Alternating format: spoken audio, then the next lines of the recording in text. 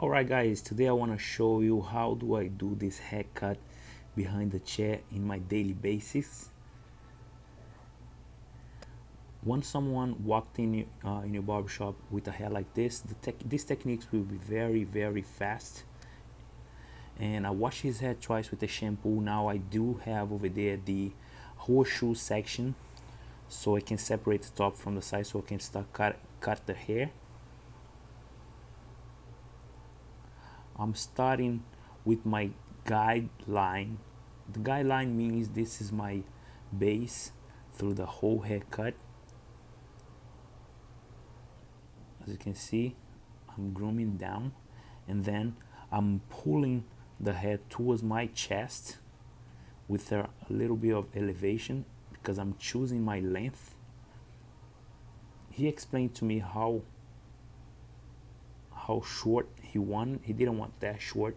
He wanted like a mid-length, but he didn't want to buzz it on the sides. He just want all scissor work. So I'm pulling my guideline, and I'm gonna start from the back, going towards the front. I'm going to create a square shape. My finger point straight towards the middle, as you can see. By pulling my guide down and then pulling towards my chest, I'm choosing the length. If my finger or my knuckles are touching the scalp, it's because I'm gonna use my clipper work. But if I'm pulling towards myself like I just did it, it's because I chose the length. So I'm gonna start using my shears technique. Now, after I've done my guideline, I'm going to part this hair right on the middle. As you can see, pull everything down to my guide, and then I'm going to start from the back with a little bit of elevation. If you put this hair all the way down to the guideline, it will create a massive volume around the guideline, around the contours. But if you do with a little elevation, what's happening, you're creating softness around the foundation you are creating. That foundation you are creating from the guideline is to sustain the whole haircut. So as you can see, I'm pulling with a little bit elevation. I'm not pulling down in horizontal, because if you're pulling down in horizontal, you create massive volume right there on the guideline. I'm pulling with elevation and tension. That's my guide over there. If I pull all the way up, everything up, those two tiny bit guide from the sides will meet the middle, so you can cut it and choose he didn't want to cut a lot on the top. I took around an inch from the top, and I'm gonna cut it all the way through the back, all the way through. Keep going, cutting. But as you can see, you have the guide in the tip of my finger and inside my knuckles, and I'm cutting just the middle. Now I'm slightly gonna take that little piece that is left. I'm kind of connecting that part by cutting just a little, whatever is left. As you can see, the little piece. I'm just softening that edge, but I'm not cutting, I'm not rounding or anything. I'm just softening that edge. This is an easy way to do any type of haircut behind your chair on a daily basis. It's very fast and convenient. Remember, I'm not rounding off too much. My finger is slightly rounded, but as you can see, I'm just kind of clean whatever is left between the top and the sides.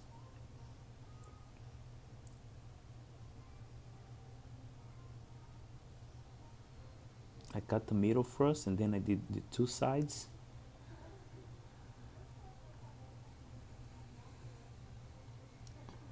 Since he's got a lot of hair, a lot of density, I'm using my feather razor to remove a little bit weight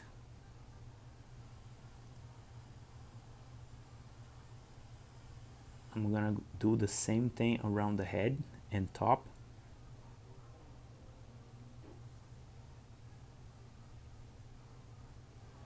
I'm softening a little bit the connection from the top to the sides with my feather razor, as you can see. I'm not cutting length or anything, I'm only removing a little bit weight. Since it's got a lot of density, the best thing to do is remove a lot of weight, because it will be much easier for this client deal and style his hair at home. But now I'm taking diagonal back, but using my guide from the top. As you can see, in the tip of my finger I have my guide, and my knuckles are touching the head. Again, as you can see, my guide's right there on the tip of my finger, and I cut the rest, whatever is left. My knuckles are touching the scalp.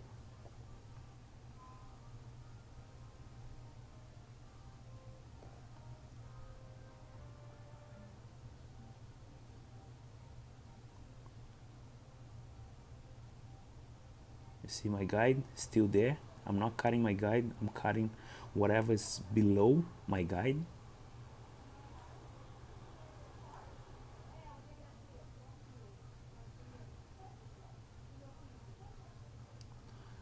Continue through the back where what I just did. From that point on, I'm using a little bit of over direction so I can keep my length on the crown area. So every single section now I'm gonna bring to this one, because I want to keep my length right in the middle of the crown area. As you can see, my fingers start rounding off on the nape in the back.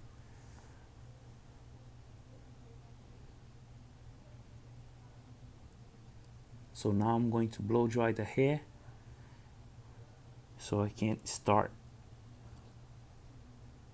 cutting the bottom part, refining the pieces that needs to be refined. And I'm gonna choose if I'm gonna do a taper fade in the back or something creative.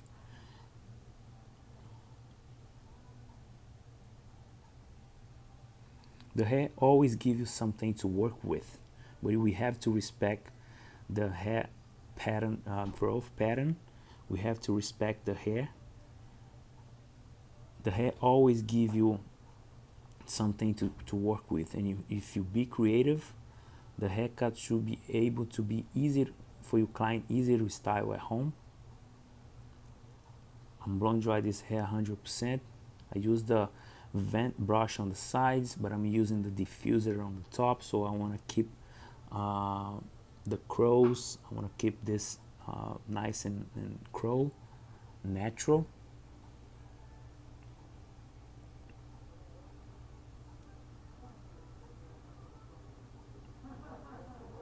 Working with the diffuser is very nice. It's just because you keep the natural hair.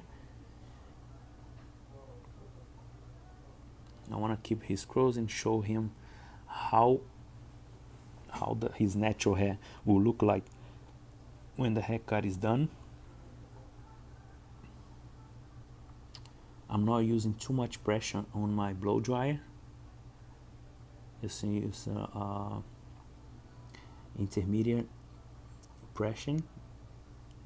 I'm using my vent brush just to bring, giving some more volume on the fringe.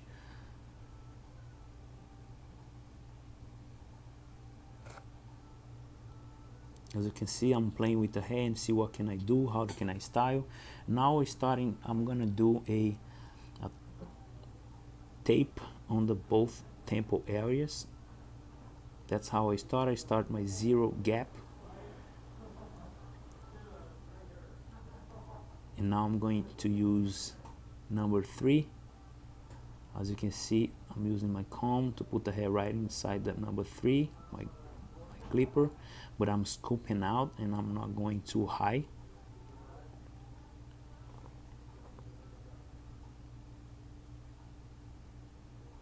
Always groom this hair backwards, the same direction the hair will be brushed, will be styled. Now I'm using my number 2. I don't go that high anymore. It's right below.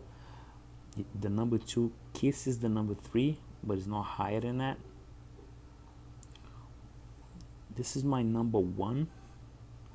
I'm gonna start with my number 1 close, then I'm gonna open up and clean whatever is left now. This is a faster way to do a haircut behind the chair, especially when you have a certain time to do a full haircut. Now I'm using 1.5. I'm gonna start with 1.5 open. This is my refined guard, 1.5, so I'm refining between 1 and 2, whatever is left over there. Now I'm using 0.5 open, and then I'm using my lever, so adjusting my lever so I can finish blending that line that I made it, the first graduation line.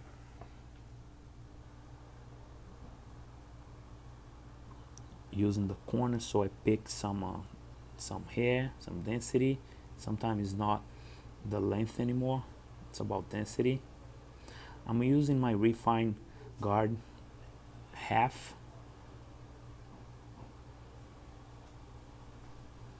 Whatever is between 0 open 1, my refined guard will fade. As you can see, I'm using my trimmer so I can finish clean the bottom line, my first graduation line. Making a tape, guys, it's very delicate.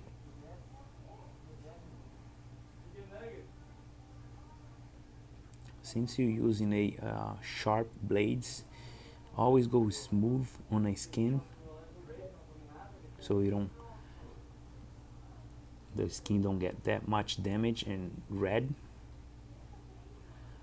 I'm using my shaver just to finish it off the bottom. Now I will do a fade in his beard. I'm starting creating a line in diagonal back, and I can choose how high or low I want my fade. I use the 0.5 open. Now I start with my number 2, going on the same direction of the hair growth. So I don't want to, he didn't want to take too much off the beard, but now I'm going on towards the opposite direction with the number 2 close and open.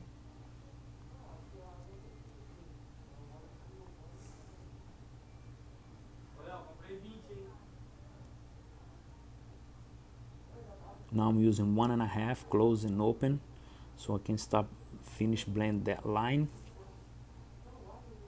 nice and smooth on the skin. Always grooming down with a comb.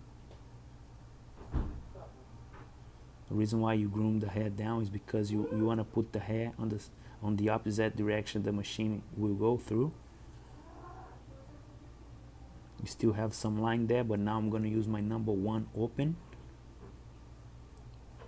and still using my lever so I can finish it off and clean that line all the way to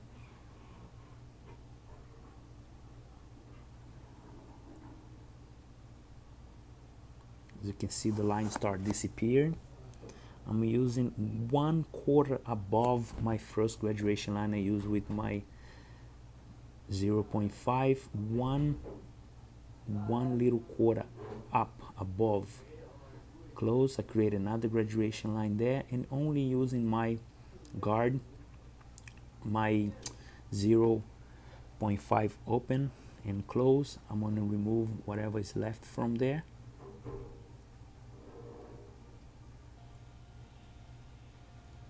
I'm using my trimmer so I can create another graduation line right above the 0 close. Remove the remaining hair. Now using my shaver again, As you can see, it's nice and blended, his beard. Now we're using, just to clean it off a little bit more with my shears, it's a little bit scissor work because I don't want to go too much high with my clipper. I believe I have a lot of more control using my shears. Now, as I told you, I'm going to do a little bit creativity in his nape. I'm figuring it out, whatever his hair will give it to me so I can play with.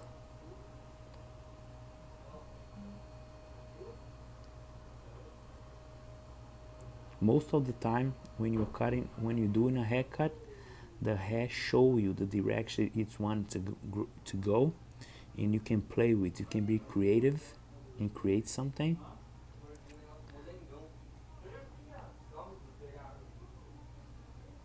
You guys might asking why you're doing that with your shears.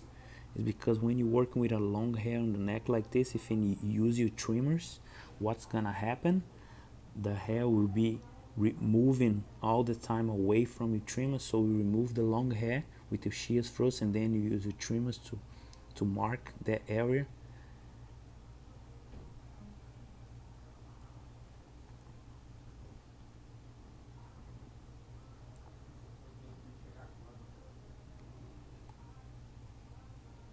Here comes a dealing with the details with my shear work.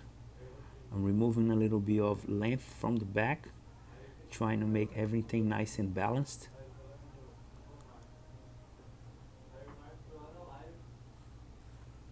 As you can see, this is the final result. A taper on the temple area. The back nape, I used something creative. I did a little bit fade on the beard, and I want to create leave him as much I could with his natural curls. So guys, if you like this video, let me know here in the comments what you want to see next. And the only